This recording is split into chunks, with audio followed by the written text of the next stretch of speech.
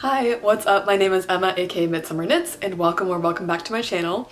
In today's video, I'm going to be talking about everything that you need to know about knitting socks before you start out. When I say everything you need to know, that is a little bit of a loose definition. This is not going to be a tutorial video, but more of an informational style video talking about sock knitting as well as sort of tips and tricks that I wish I knew before I started. At the end of the video, I'm also going to have pattern recommendations, including one specific pattern that I think is going to be the best recommendation for beginners that has also a tutorial associated with it. I will be giving a lot of tips that I think are helpful if you're starting out with sock knitting, and so I feel like this is a good pre-watch before you dive into the work of actually starting on socks. If you've been to my channel before, welcome back. As you might be able to tell, I am currently at my parents' house. I filmed a couple of videos here before. You might recognize it from my knitting journey video and some of my other videos, but that is why my background is a little bit different if you are returning here. Otherwise, let's get into the tips, tricks, and everything you need to know about knitting socks. So before we start, I do want to talk a little bit about why you might want to knit socks. I want to kick off this video by saying that I am in my mid-20s, and so I feel like a lot of knitters around my age or sort of in this similar group of peers tend to knit a lot of garments, and especially garments that might align a little bit more with sort of trendier pieces. So for me in particular, I tend to gravitate a little bit more towards tank tops, and then I'll occasionally make other garments like sweaters, but I think a lot of the things that I make tend to be garments because that's just what I find most exciting to make. Like, it's just exciting to be able to make something and then wear it and show it to people and have it be a very tangible part of my closet and visible reminder of something that I've made. That being said, I feel like for me, socks don't really fall into this group of like knits that you're making to be able to wear it and to be able to see it. For me, if I'm wearing hand knit socks, I'm usually wearing them underneath long pants and shoes and things where you're not usually going to be seeing the socks that I actually made. That being said, I feel like it can still be really fun to make socks. I like that there's so many possibilities of different things you can do with socks. For me, I tend to gravitate towards more kind of like complex sock patterns. Like a lot of the socks I've made in the past have been really complex with cables and lace and just like all these different stitch patterns, which I think is really fun. And I do experiment with that a little bit when it comes to knitting garments. But I feel like the garments I tend to gravitate towards are going to be a little bit more on the simpler side. It's just going to be like stockinette stitch or ribbing. And so with socks, I feel like I get a little bit more of an adventure of just trying different things, which is really fun. Another thing is that socks, because they are so small, are a really good project to bring with you when you're traveling or just kind of going out and about. When it comes to bringing a project with you, you might not want to bring a really large sweater or tank top or other garment that you're working on just because it is a little bit bigger and more unwieldy. And socks, I think, are the perfect project for this. Even when you're basically done with the sock, it's still relatively small, and it's just a really great project to bring with you if you're traveling or just bring your knitting out and about. One other thing is that I do feel like there are a lot of possibilities of things to knit when it comes to choosing what to knit. Garments are sort of the main category of projects that I am making most of the time, but I feel like there are a lot more options of things that people can make, like hats, scarves, mittens. Like, there are definitely a lot more options than just garments or socks. However, garments and socks are the main two categories that I do tend to knit over and over again. And for me, that's because these are the two categories of knitted items that I'm wearing almost constantly. I have definitely knit my fair share of hats and scarves and other sort of winter outdoorsy garments in the past. And I literally have probably like 10 hand knit hats in my wardrobe, either knit by me or knit by my mom, my sister, or my grandma, because we do have a few different knitters in our family. And just to be totally honest, these don't get as much wear as I wish they would. I do tend to wear a hat out in the winter when it's cold, but I feel like I will normally just keep one hat by the door and tend to reach for that one over and over again, and so I don't really get a lot of wear out of all these different hats that I've knit. That being said, that is not the case for me with socks. I do tend to wear all of my hand knit socks during the winter, and I just sort of rotate through all of them. And I also do get a good amount of wear out of them throughout the year. It's not just during the winter, although, you know, during the summer I might not wear them as much. So for me, socks are a really great project, and that is the reason that I like knitting them, in addition to garments as well. Getting more into the details about knitting socks, first of all, I want to say that when you make a pair of socks, most sock patterns are going to be using relatively thin yarn. And this is just because even with some of the thinner yarns that are out there, you're still not really going to have a hand knit sock that's going to be as thin as a store-bought sock. But if you were to knit a sock out of, say, worsted weight yarn, it would be much thicker than most store-bought socks out there.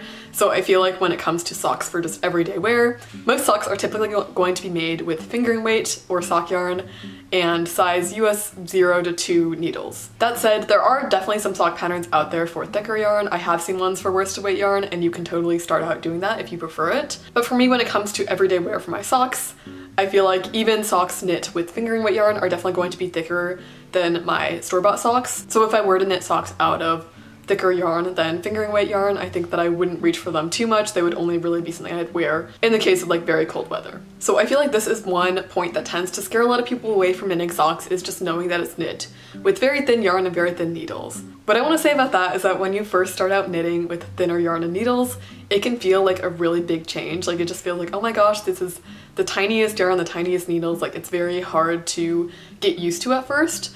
But what I will say is after working on a project with thin yarn needles for a couple of days, you will go back to using thicker yarn and feel like, oh my gosh, this is so thick. Like I feel like you very quickly adapt to the feeling of using thinner yarn. So I do think this is something that scares some people away from knitting socks. Another thing is the fact that you have to decide a method of knitting around the sock.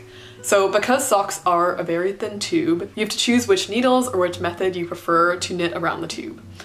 There are a few different options. So the one that I feel like most people are familiar with is double pointed needles. And that is where you have typically 4, I think, of these just small, solid, double pointed needles.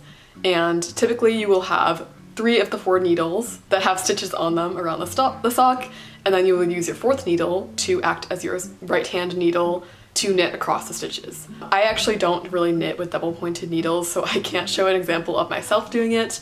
But I feel like this is an option that most people are familiar with, and another thing that scares people away from knitting socks. That being said, I want to talk a little bit more about the other options when it comes to knitting socks, because I know that a lot of people are a little bit intimidated by double pointed needles, and that there are a lot of other options out there that I think are a little bit more straightforward and don't have some of the downsides of using double pointed needles. So to me, the downsides are that you have to be carrying around an extra needle in your product bag at all times, and I feel like that's something that I would easily lose. Another thing is that I feel like it's just annoying to have to be switching off needles constantly as you're knitting throughout your sock, and some of the methods that I'm going to mention here do not have as much switching off of needles and having to readjust stitches all the time, which I think is a little bit annoying. Also, at the spot where you actually switch double pointed needles, you can tend to get a little bit of laddering, which is where you are pulling the yarn from one needle to the next, and because that transition is a little bit looser than it would be just with 2 stitches next to each other, you will end up getting like a slight ladder where you can see that transition between needles. So for me, double pointed needles are not my personal favorite method of knitting socks, and so I want to talk about some other methods of knitting socks that are possible. One option is that you can use 9-inch circular needles to go around the entire sock. I actually have not tried this method, but I don't think that I would really love this method because with such a small circular needle, I think it's just a little bit harder to actually like fit your hands on the needles, and I would imagine it's just not as comfortable to knit with. This is something that I've noticed with smaller needles, so I've used like 16-inch circular needles in the past, and I feel like it's just not as comfortable of a knitting experience. But this one's nice in the fact that you don't have to have any transitions between different needles, and so you won't have any laddering in your sock. That being said, that's definitely an option and one that you should try out if you're interested in it. There are 2 more options that I feel like are relatively similar options, and these options are either using magic loop or my favorite option, which is using 2 circular needles. So for magic loop, this is a method that people use with a much longer circular needle cable, but essentially how this works is you put half of the stitches on the cable of this long circular needle, the other half you will be actively knitting, and the rest of the cable is going to act as sort of a space between these 2 sets of stitches. I feel like I did not explain that well at all, but I think if you see the picture, it will make a little bit more sense as to what is happening. And essentially you have to be transitioning between these 2 sets of stitches as you're knitting around the sock. And using 2 circular needles is a very similar method to this.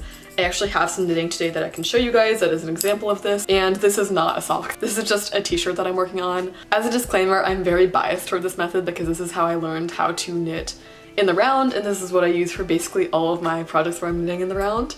But essentially how it works is you have 2 circular needles, each one is covering half of your stitches, and basically you just take turns knitting across both of the needles.